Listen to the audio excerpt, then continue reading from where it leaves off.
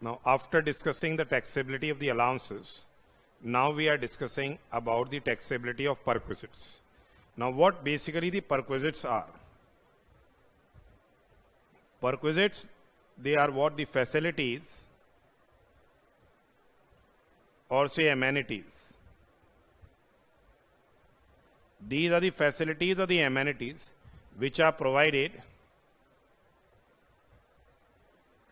by the employer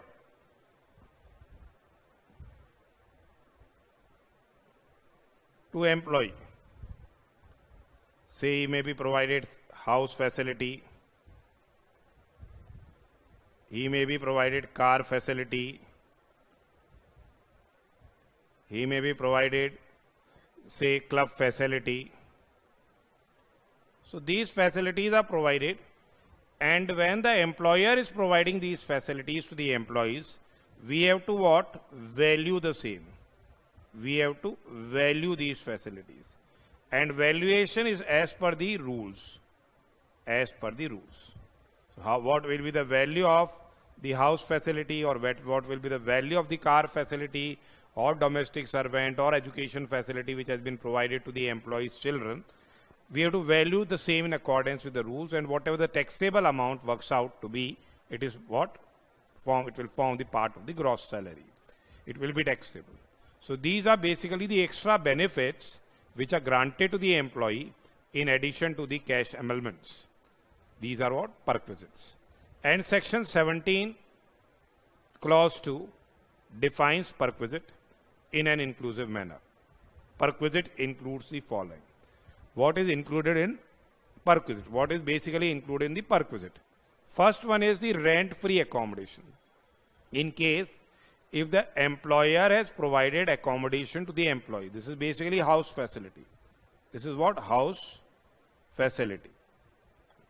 House facility, it is inclusive. In inclusive manner, the same has been defined. So it is basically the house facility. That is what? The value of rent-free accommodation. The value of rent-free accommodation which is provided to the assessee by his employer. The value of rent-free accommodation, the same is provided to the assessee by his employer. That is house facility. Then second one is the accommodation which has been provided at concessional rate. That is house facility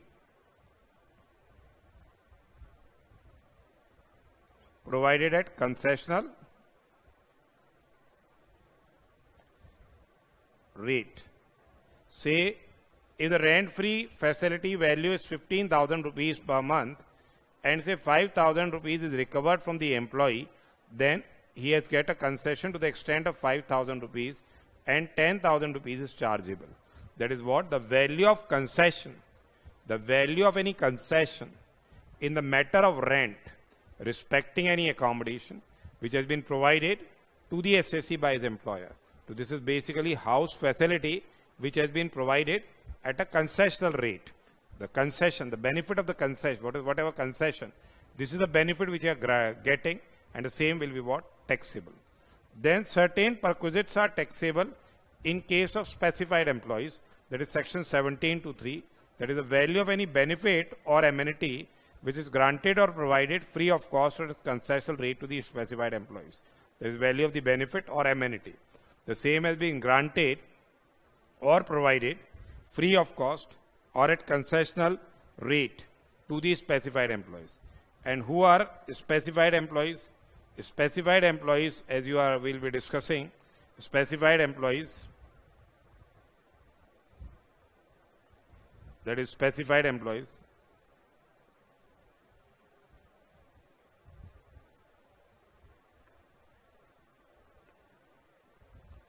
who are these specified employees? They are what? Number one is director employee,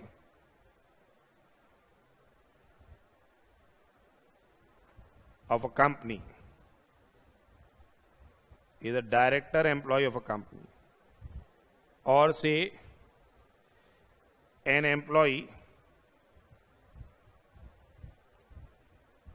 having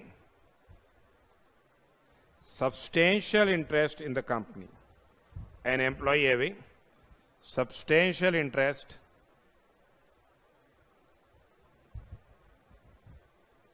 in the company, say is having 20% or more of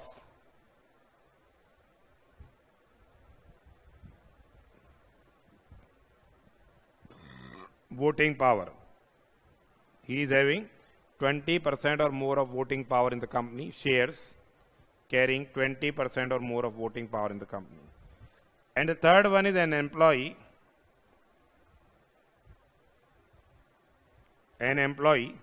who is drawing salaries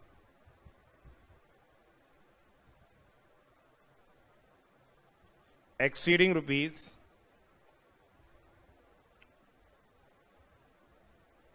50,000. We will be discussing the same. So these are what specified employees, and perquisites under section 17(2) includes the perquisites which have been provided to specified employees. They are car facility, education facility,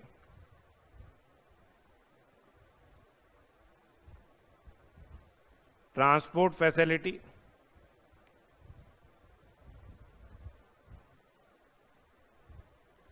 these are car facility, education facility, transport facility.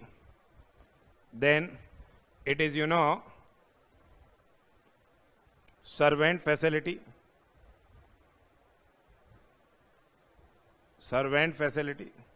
this transport facilities to the employees of the transport undertaking, gas, electricity and water facility, gas, electricity and water facility.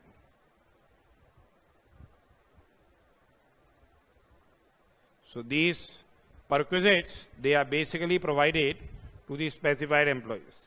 So we will be discussing the same, that is 17(2)(3). That is a case of section 17(2) clause 3, those perquisites which are taxable in case of specified employees. That is the value of any benefit or the amenity which is granted or provided free of cost or at concessional rate to the specified employees. Then 17(2)(4) is what? The employee's obligation which has been met by the employer. 17(2)(4) is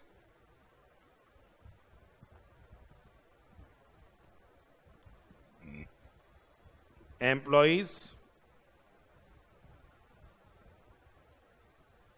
obligation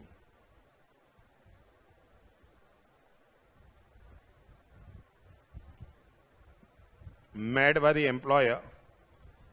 When it is an employee's obligation which is met by the employer, same is taxable. Same is taxable in all cases, whether the employee is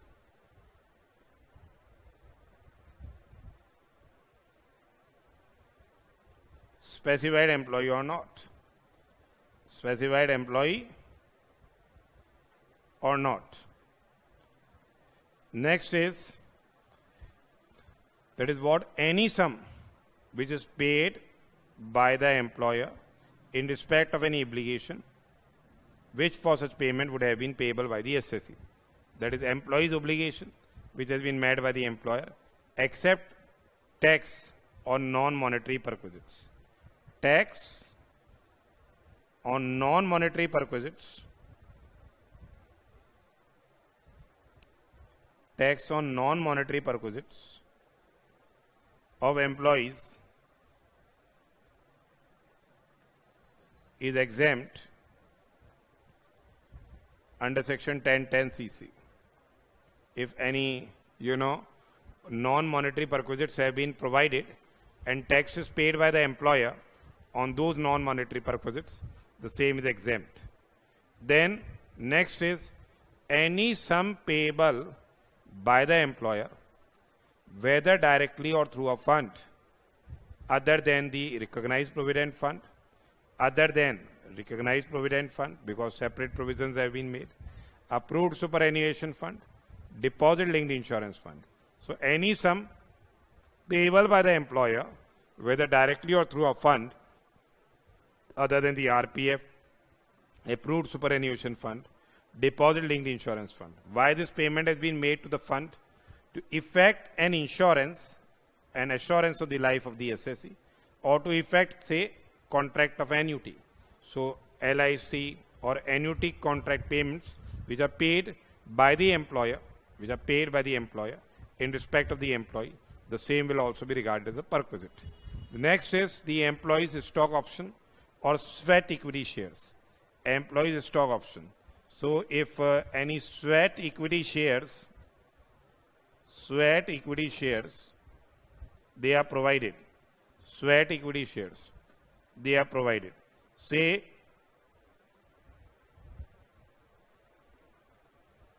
1,000 shares are provided to the employees. The fair market value of the share is, say, 200, and employee has been provided share for rupees 50. So difference between the fair market value, there is a difference between the fair market value and whatever amount is charged from the employee or in respect of those shares, it will be a perquisite, and the same will be what? Taxable. So that is value of any specified security. The value of any specified security or sweat equity shares allotted or transferred. Value of any specified security or say sweat equity shares which are allotted or transferred directly or indirectly.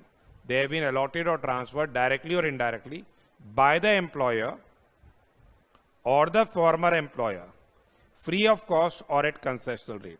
By the employer or former employer, free of cost or at concessional rate to the SSC. The same will be what? Taxable. Now, this amendment, the same has been made here with effect from assessment year 21-22. What is they are saying? The amount or the aggregate of the amounts, the amount or the aggregate of the amount of any contribution which has been made to the account of the SSC by the employer. We will be discussing the same. Say if the contribution, employer's contribution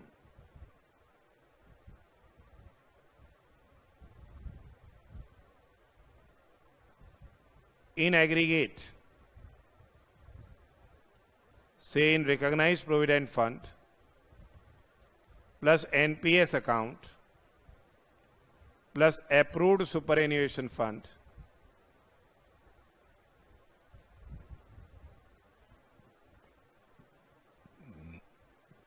to exceeds what? 7,50,000. Exceeds what? Rupees 7,50,000 in the previous year. Same will be what? Taxable as a perquisite. So here say if an employer has contributed say 6 lakh rupees within the limits in the recognized provident fund, he has contributed 4,50,000 in the NPS account and he has contributed 3 lakh rupees in superannuation account of the employee. So how much has been contributed? 13,50,000 rupees has been contributed.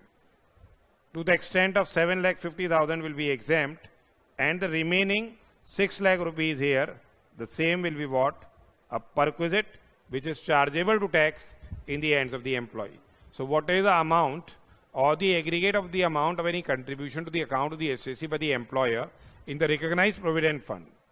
In the recognized provident fund, RPF,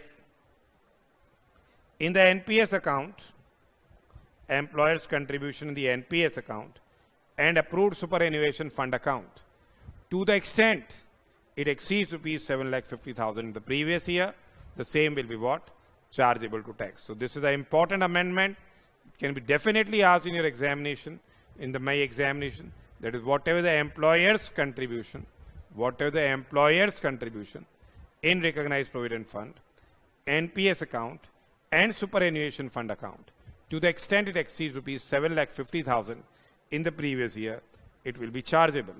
And on this excess amount, whatever interest or whatever dividend or whatever accretion is there, same will also be taxable.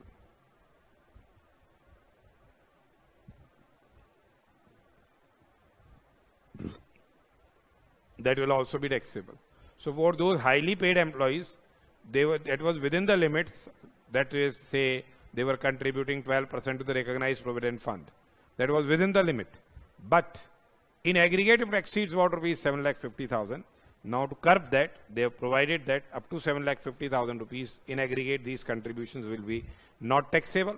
Though if they are in the limit, in excess of that limit, it is taxable there. NPS contribution employer is separately taxable. Besides this, in excess of 750, this amount will also be further taxable. And they say that the annual accretion, with annual increase by way of interest, dividend, or any other amount of similar nature,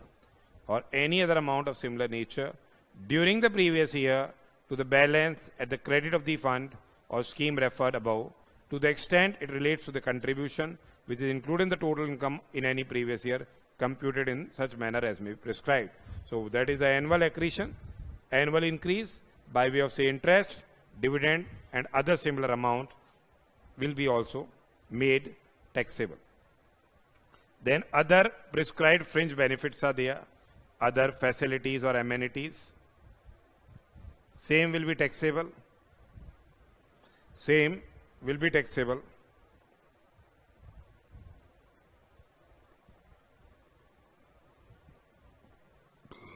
In case of all the employees, it will be taxable in case of all the employees. That is, value of any other fringe benefit, or amenity which may be prescribed. What they are providing is, say, interest-free loans, or loans are provided at concessional rate. Say SBI rate is, say, 8.5% housing loan rate is there, and employer has provided the same at rate of 2.5% only. So to the extent of 6% benefit we have received from the employer, taking loan from the employer, that will be taxable. Then there is holiday home facility.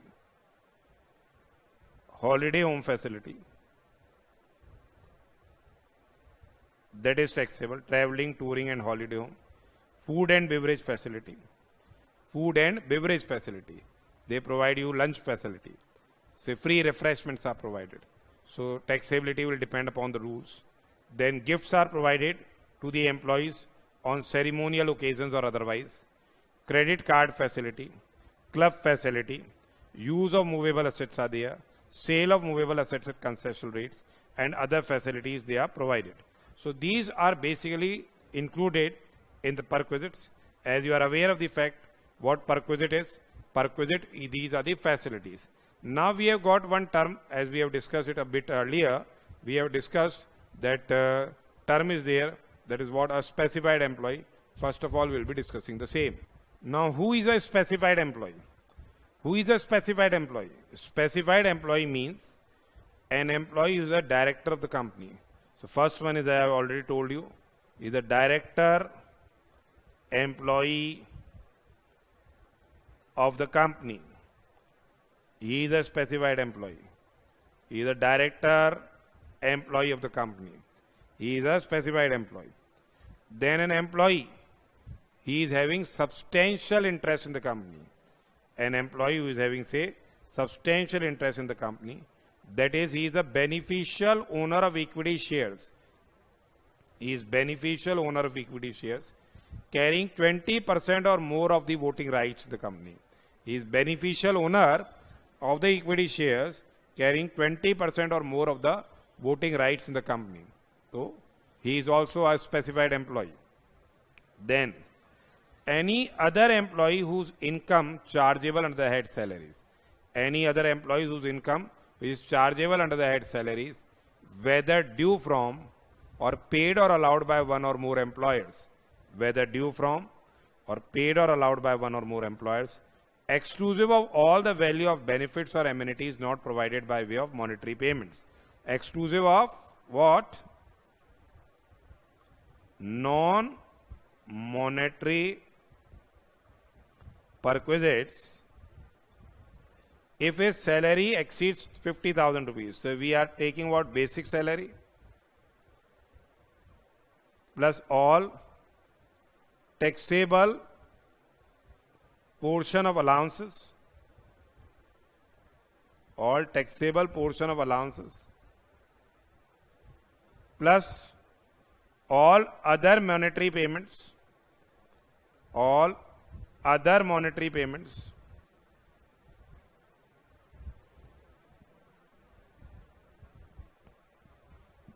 from that we are giving reducing deductions under section 16, and in case if such payment in aggregate the payment exceeds rupees 50,000, he becomes a specified employee. So everyone who is getting these sorts of facility will become a specified employee because salary here is 50,000. So any other employees whose income chargeable under the head salaries, whether due from or paid or allowed by one or more employers, exclusive of the value of all benefits or amenities which are provided by way of, say, exclusive of the value of all the benefits or amenities not provided by way of, say, monetary payments exceeds 50,000 rupees. So basically in computing the limit of 50,000 rupees, the following are excluded. All non-monetary payments are excluded. Monetary payments are exempt from tax under section 10, they are also excluded. And deductions under section 16, they are deductible to find out what 50,000 rupees, and in case if the salary exceeds 50,000 rupees, he is a specified employee. And which perquisites are taxable in case of specified employee? They are car facility, provision for sweeper, domestic servant. So domestic servant facility, number 1 is car facility, number 2 is domestic servant facility, number 3 is gas, electricity and water facility, number 4 is education facility, and number 5th is what? Transport facility. This is what? Number 5th, that is transport facility to the employees of the transport undertaking. So car facility, domestic servant facility, gas, electricity, water facility, education facility, and transport facility to the employees of the transport undertaking, they are taxable in case of kya? Specified employees. So remember, who is a specified employee? He is a director employee, an employee who is having a substantial interest in the company, an employee who is drawing salary exceeding rupees 50,000. He is what? A specified employee. Now, one question we will be discussing. Mr. M is an area manager of Measures and Steels Company Limited, and he has got the following emoluments. We are required to determine his gross salary. Now, computation of gross salary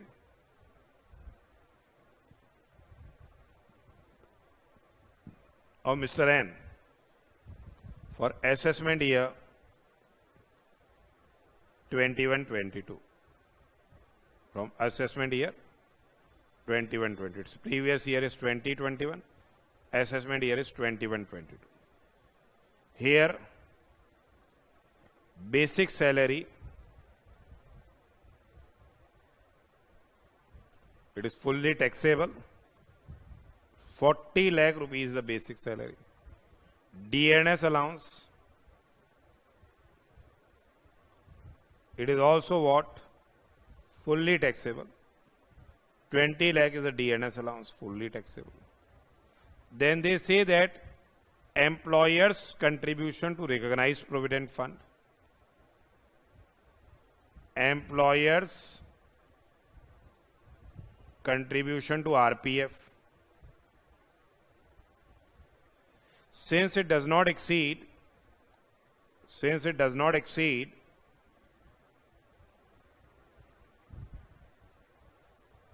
12% of salary, hence not taxable here.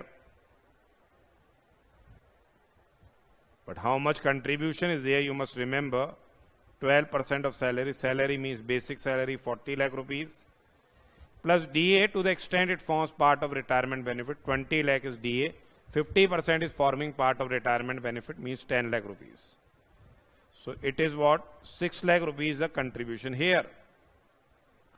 Then employer's contribution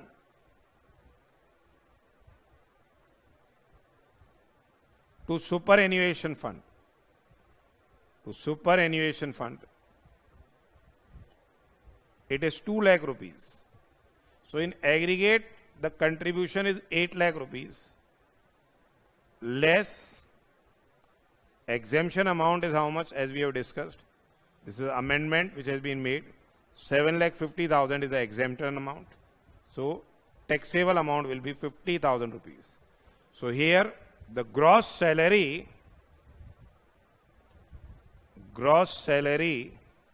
works out to be 60,50,000 rupees. So the employer contribution to RPF, to approved superannuation fund, and to NPS account, if it exceeds rupees in aggregate 7,50,000 rupees, such excess amount will be what? Separately made taxable. Such excess amount will be separately made taxable. So this was basically, we have discussed about the definitions of the perquisite and one question we have discussed. Now in our next lecture, we will be discussing the valuation aspects, the valuations of these perquisites. How we will be valuing the house facility, how we will be valuing the car facility. These will be what discussed by us in our next lecture.